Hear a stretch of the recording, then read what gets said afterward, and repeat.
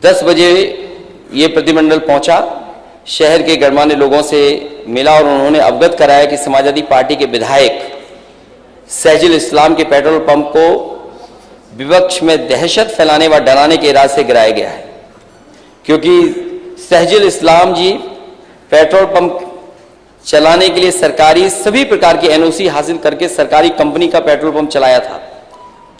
इसके साथ ही 10 लाख रुपए अग्रिम जमा करके बरेली विकास प्राधिकरण से नक्शा आदि पास कराने के बार बार अनुरोध किया गया था, परंतु अनुरोध के बाद भी बरेली विकास प्राधिकरण द्वारा नक्शा आदि पास नहीं किया गया और कहा गया कि बरेली के सभी पेट्रोल पंप ऐसे ही चल रहे हैं, आप भी चलाइए, बाद में नक्शा पास कर दिया जाएगा। और हमने तो बहुत करीब से देखा है, हमारी पार्टी के वरिष्ठ नेता मोहम्मद आजम खान साहब, कितने मुकदमे उन पे लगे। शायद पॉलिटिकल कैरियर में अध्यक्ष महोदय, पॉलिटिकल कैरियर में अध्यक्ष महोदय इतने मुकदमे किसी पॉलिटिकल लीडर पे नहीं लगे होंगे जितने लगाए गए। और ये लगे नहीं, लगाए गए हैं। जिस समय वहां पर मुकदमे लिखाए जा रहे थे, मैंने उन लोगों से बात की जो मुकदमे लिखाने जा रहे थे। मैंने उनसे पूछा कि आखिरकार तुम क्यों मुकदमा लिखा रहे हो। उन्होंने कहा कि हम पे इतना दबाव है कि जिसकी हम कल्पना नहीं कर सकते।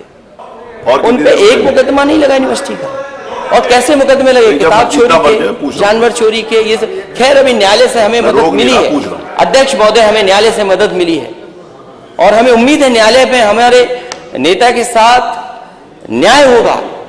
हमें न्यायालय पे भरोसा है इस बात का, और न्यायालय पे भरोसा ना होता तो आज वो बाहर होते। न्यायालय ने हमारे नेता को न्याय दिया और मुझे उम्मीद है पूरा न्याय मिलेगा उनको। लेकिन उससे पहले नेता सदन जानते होंगे, मैंने आपसे भी निवेदन किया था कि उन पे झूठे मुकदमे नहीं लगाए जाएं। मैंने देश के प्रधानमंत्री जी से भी निवेदन किया था कि उन पे झूठे मुकदमे नहीं लगाए जाएं। लेकिन आज सोचो, केवल राजनीति के लिए उन्हें फंसाया जाए, राजनीति के लिए उन्हीं पे मुकदमे लगाए जाएं। सरकार मैंने भी चलाई अध्यक्ष महोदय, अगर हमारे सामने कोई आ जाता था, अगर सामने अन्याय की बात जनता दरबार में, हमारे नेता सदन जाते हैं जनता दरबार में, आप लोग जनता दरबार चलाते हैं, कई बार सूचनाएं मिलती हैं कि पुलिस अन्याय कर रही है, पुलिस पे कार्रवाई होती थी और न्याय मिलता था, और अगर दोषी होता था तो वो जेल जाता था। ये कोई नई बात नहीं हो रही जो आप कर रहे हैं, आप केवल डराना चाहते हैं। और ये अंग्रेजों का जो डिवाइड एंड रूल है, वो डिवाइड एंड रूल करना चाहते हैं।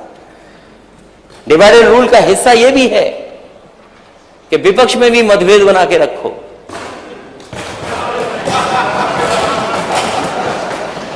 केवल जाति और धर्म का डिवाइड एंड रूल नहीं है,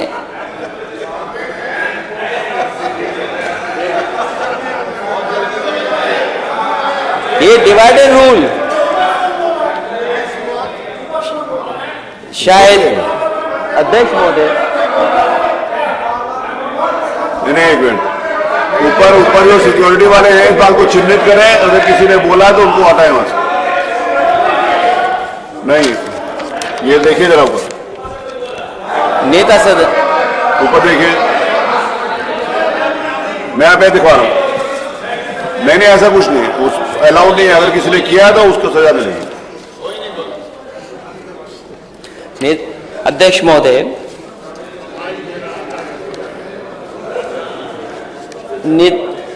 आदरणीय अध्यक्ष महोदय, केवल इसलिए मुकदमे उन पर हैं कि उन्होंने यूनिवर्सिटी बनाई है, और यूनिवर्सिटी बनाना कोई गलत नहीं काम है। और अगर सरकारी जमीनें देखनी हो तो उत्तर प्रदेश में मैं चाहता हूं कि नेता सदन जिनने भी सरकारी जमीनें कब्जा की उनकी सबकी खाली कराइए। क्यों नहीं खाली कराते हैं आप? और फिर यह भी देखा जाएगा कि कितनी खाली हो गई हैं, और जहां बुलडोजर चलता है लोगों का नुकसान होता है। लेकिन हमारे नेता सदन अच्छे हैं कि जहां उनके यहां जेसीबी चली और बुलडोजर चला, उन्होंने मुआवजा ले लिया। कम से कम गरीबों को भी मुआवजा मिलना चाहिए और उस बुलंदशहर के परिवार को भी मिलना चाहिए। वो पत्नी चिल्ला रही थी कि मेरा पति अंदर सो रहा है, कम से कम उसको उठा लेने दो। लेकिन अधिकारियों ने कुछ सुनवाई नहीं की और उसके ऊपर ही बुलडोजर चला दिया। सुनने में आया कि उसकी जान चली गई। बताओ कौन दोषी है नेता सदन? अगर इस तरह काम होगा तो बताओ हम किस दिशा में उत्तर प्रदेश को ले जा रहे हैं?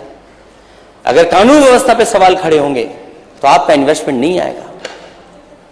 और अगर आप कानून को सरकार की मंशा से लोगों को परेशान करने के लिए कानून इस्तेमाल करेंगे तो शायद इन्वेस्टमेंट नहीं आएगा।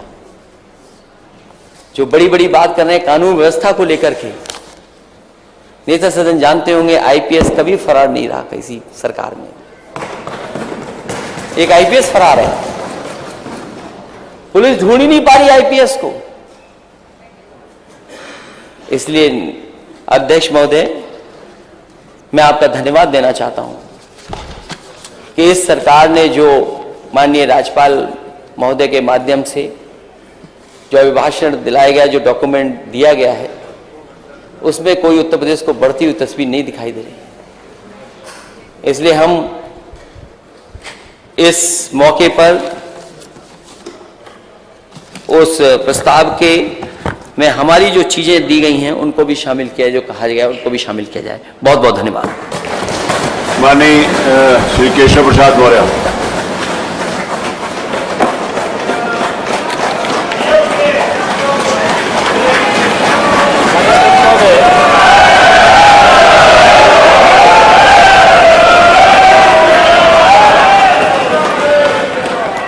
माननीय अध्यक्ष महोदय, राम एम उसकी मैं जानता हूं क्या स्थिति है, लेकिन आप भरोसा रखिए आपको 25 साल तक केशव प्रसाद सत्ता में आने नहीं देगा। आप इसका भरोसा रखिए। आप विपक्ष, आप श्री अखिलेश जी हमारे बड़े अच्छे, आपको मैं पसंद करता हूं। अध्यक्ष महोदय, हम आ पाए ना आ पाए, ये हमारे माननीय सदस्य लोक भवन में कब बैठ पाएंगे? कि लोक भवन में तो कमल खिल चुका है और वो कमल खिला रहेगा। और देखिए माननीय अध्यक्ष जी, साइकिल पंचर हो गई है तो अब पंचर को ठीक कराने की जो आपकी साइकिल है उसको शायद उत्तर प्रदेश जनता ठीक करेगी नहीं। इसलिए मैं लोक भवन में कब बैठूंगा? लोक भवन में हम लोग, ये पीडब्ल्यूडी मिनिस्टर रहे, ये भूल गए इनके जिले की मुख्यालय की सड़क किसने बनाई? आपने बनाई? बताइए बताइए। फोर लेन किसने बनाई? बताइए माननीय सदस्य। अध्यक्ष जी, मैं आप कृपया करके आपस में डिबेट नहीं करें। कृपया करके नेता प्रतिपक्ष पूर्व मुख्यमंत्री जी को ये बता दीजिए, ये 5 साल सत्ता में नहीं रहे, आगे 5 साल के लिए फिर विदा हो चुके हैं। 2027 में चुनाव आएगा, मैं तो यह मानता हूं कि फिर कमल खिलेगा। लेकिन सड़क किसने बनाई है, एक्सप्रेस किसने बनाया है, मेट्रो किसने बनाई है? जैसे लगता है आपने सैफई की जमीन बेच करके ये सब बनवा दिया है। तुम अपने घर के, तुम अपने पिताजी से पैसा लाते हो बनाने के लिए? तुमने राशन बांटा है तो पिताजी ने क्या बात है? 1 घंटे से अधिक पूरा सदन माननीय नेता प्रतिपक्ष को सुनता रहा। बड़ी शालीनता के साथ उन्होंने अपनी बात कही। विपक्ष के नेता का जो दायित्व था, उन्होंने अपने कर्तव्यों का निर्वहन किया। हम लोगों ने सुना। इस सदन में और सरकार के उप मुख्यमंत्री अपनी बात को रख रहे हैं, बीच में रनिंग कमेंट्री का मतलब क्या है? और दूसरा, एक सम्मानित नेता के खिलाफ असभ्य शब्दों का प्रयोग हो, तो शब्द का प्रयोग हो, तो ठीक नहीं है। और मैं बड़ी विनम्रता से कहूंगा नेता प्रतिपक्ष को कि आपको इतना उत्तेजित नहीं होना चाहिए।